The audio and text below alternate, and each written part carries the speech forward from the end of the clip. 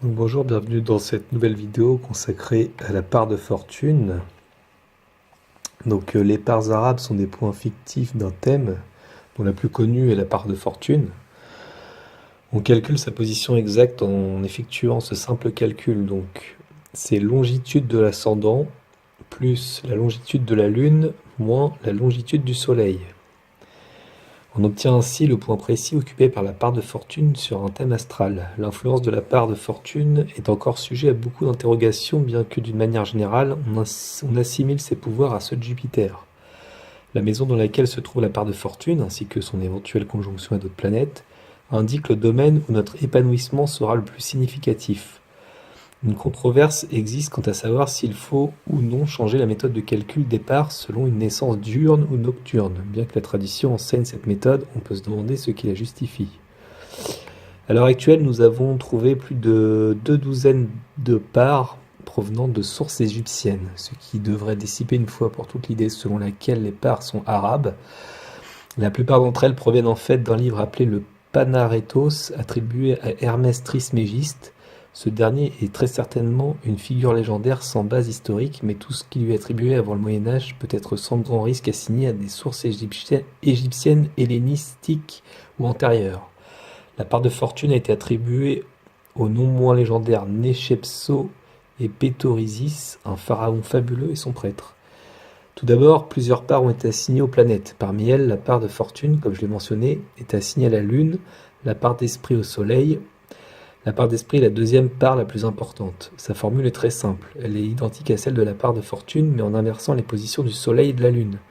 Ainsi, la formule pour la part d'esprit diurne est la même que pour la part de fortune nocturne, et vice-versa. Les formules suivantes le montrent. Donc, pour faire simple, voici les 3 parts de fortune. Donc, il y a Ticket, c'est le nom, c'est la part de diurne, donc c'est l'ascendant plus la lune moins le soleil. Ensuite, il y a Daimon, c'est la part nocturne, donc on la calcule suivant l'ascendant plus le soleil moins la lune. Et enfin, Basis, c'est soleil plus la lune moins l'ascendant. Donc soleil, la part d'esprit, la lune, la part d'âme, et l'ascendant, la part physique. Le calcul de la part fortune commence toujours à partir du 0 degré du bélier pour calculer la longitude du soleil. Lune et ascendant, qui dans chacune des parts sera soit ajouté au soleil, lune ou ascendant, ou soustrait au soleil, lune ou ascendant. Pour déterminer où se trouve la part, en partant toujours à partir du 0 degré bélier. Chaque signe faisant 30 degrés, le calcul peut se faire manuellement. À savoir, la part de fortune est en conjonction avec l'ascendant à la nouvelle lune. La part de fortune sera au fond du ciel, donc la maison 4, au premier quartier de lune. La part de fortune sera en conjonction au descendant, donc c'est la maison 7, à la pleine lune. Et la part de fortune sera au milieu du ciel, donc la maison 10, au dernier quartier de lune. La part de fortune la plus couramment utilisée est Ticket, donc c'est l'ascendant plus lune moins soleil. Donc un exemple. Donc par exemple un ascendant taureau à 15 degrés, donc longitude 45 degrés, plus lune 10 degrés, Gémeaux, donc la longitude à 70 degrés, moins le soleil 20 degrés bélier, ce qui fait 45 plus 70 moins 20 égale 95. Et la part de fortune se trouvera à 5 degrés cancer. Ordre chronologique du calcul de la part de fortune sur la roue du zodiaque 360 degrés. Donc Bélier, c'est 30 degrés en longitude 0 degrés. Taureau, 30 degrés en longitude 30 degrés. Gémeaux, 30 degrés en longitude 60 degrés. Cancer, 30 degrés en longitude 90 degrés. Lion, 30 degrés en longitude 120 degrés. Vierge, 30 degrés en longitude 150 degrés. Balance, 30 degrés en longitude 180 degrés. Scorpion, 30 degrés en longitude 210 degrés. Sagittaire, 30 degrés en longitude 240 degrés. Capricorne, 30 degrés en longitude 270 degrés.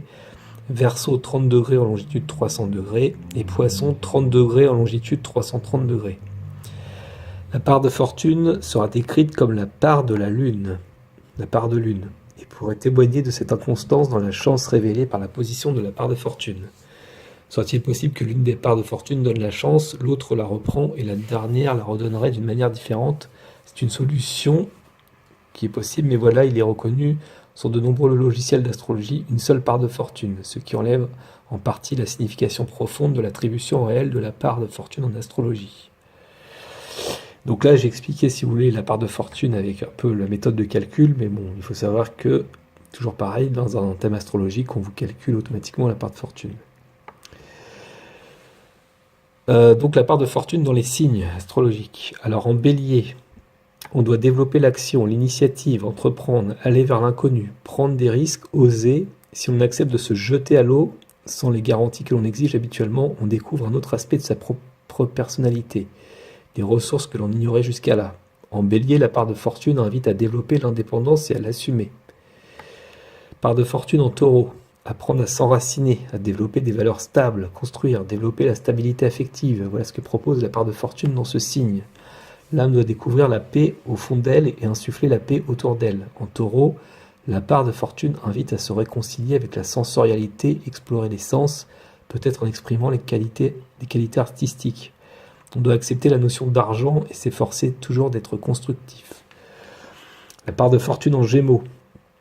La personnalité doit cultiver une altitude d'ouverture à l'égard des autres et à l'égard des idées. Elle doit développer la curiosité, un côté intellectuel, une connaissance, accepter de s'adapter, de s'assouplir en permanence. La mobilité peut lui permettre de découvrir des ressources personnelles qu'elle ignorait. Elle ne doit pas chercher à se fixer à tout prix. La part de fortune en cancer. L'évolution passe par un accroissement de la sensibilité, par le lien à la famille, par des questions sur la paternité ou sur la maternité. On ne peut y avoir de prise de conscience à partir du rôle que l'on devra assumer dans la famille. L'évolution et l'effort conscient se font à travers la notion de foyer, d'intimité, de réceptivité. On doit faire croître la tendresse que l'on a au fond de soi.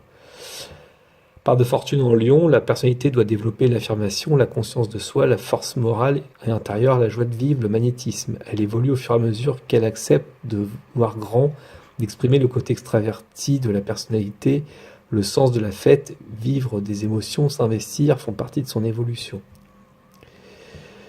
La part de fortune en vierge. Pour son accomplissement, la personnalité doit accroître ses facultés d'analyse, de minutie, d'observation. Elle est censée développer la simplicité, la modestie, mais aussi la logique, un effort de précision. En accentuant une recherche de qualité, elle est amenée à modifier ses valeurs de façon positive, en ayant plaisir à bien faire.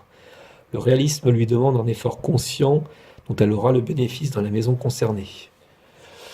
Part de fortune en balance. Mettre l'équilibre et l'harmonie entre soi et les autres fait partie du programme d'évolution de l'âme. La balance représente le juste milieu en toute chose. L'être doit chercher consciemment à être juste par rapport à lui-même. Autant par rapport à lui-même en défendant ce qui est important pour lui, mais il doit rester équitable par rapport aux autres. Les prises de conscience se font par rapport au couple, aux associés. On doit travailler sur l'importance de la forme, de la façon de faire, développer la courtoisie dans le sens du respect de l'autre. La part de fortune en scorpion. La personnalité est censée développer la ténacité, le côté accrocheur qui lui permet d'aller de l'avant coûte que coûte. On doit accepter d'être agressif pour défendre ce à quoi on tient, développer l'indépendance, accepter les grandes transformations ou même les provoquer sans en avoir peur. Avec une part de fortune en scorpion, il faut accepter de se dépouiller. On doit pouvoir à tout moment repartir sur ses bases nouvelles, reconsidérer ses valeurs, sa relation aux autres, ce que l'on a construit et aimé. Il peut y avoir une ouverture sur l'occulte. Cette démarche peut transformer la vie dans un deuxième temps. Part de fortune en Sagittaire. Ce signe pose des questions sur le rôle social, le sens relationnel, mais aussi une recherche de connaissances, de joie de découvrir. La part de fortune ainsi placée demande d'accepter d'endosser un rôle social, de ne pas reculer devant cela. En acceptant d'être représentatif, l'être conscient prend conscience de ses ressources intérieures. Il est censé développer la sociabilité, en allant vers plus d'idéal. Ces conceptions doivent s'ouvrir vers l'étranger dans le sens large du terme, c'est-à-dire accepter avec tolérance tout ce qui paraît lointain ou différent. Si l'être accepte de développer sa dimension philosophique, il se met en accord avec son destin.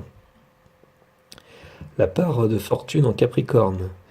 C'est la vie intérieure ou l'ascèse qui sont source de prise de conscience. L'être doit développer la rigueur, canaliser les émotions, matérialiser les idées, accepter de s'ancrer dans la matière sans crainte d'en être prisonnier. La stabilité est à cultiver dans le sens d'un approfondissement. L'être doit apprendre à voir à long terme, accepter la contrainte du temps, de la matière, le vieillissement, une certaine forme d'austérité. Il ne doit pas craindre la solitude qui peut au contraire lui faire découvrir sa force intérieure.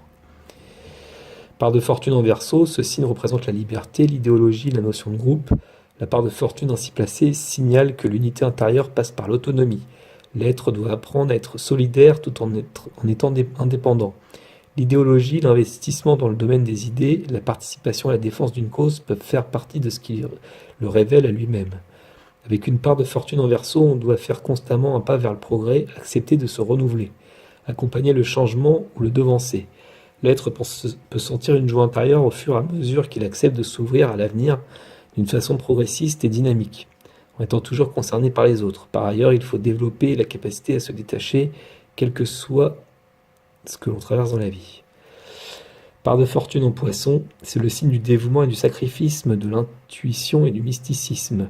La part de fortune en Poisson demande de développer et de vivre la sensibilité et les émotions, y compris sur le plan artistique. L'être doit faire un effort d'acceptation des autres sans les juger. Son évolution l'incite à exprimer davantage de dévouement, de générosité, de bonté, tout ce qui concerne l'écoute de l'autre et de l'aide à autrui. Il est question de disponibilité. Sans être lui-même irrationnel, il doit accepter une part d'irrationnel dans sa vie. Donc voilà pour la part de fortune. Donc je vous dis à la prochaine vidéo. Je vous remercie. Au revoir.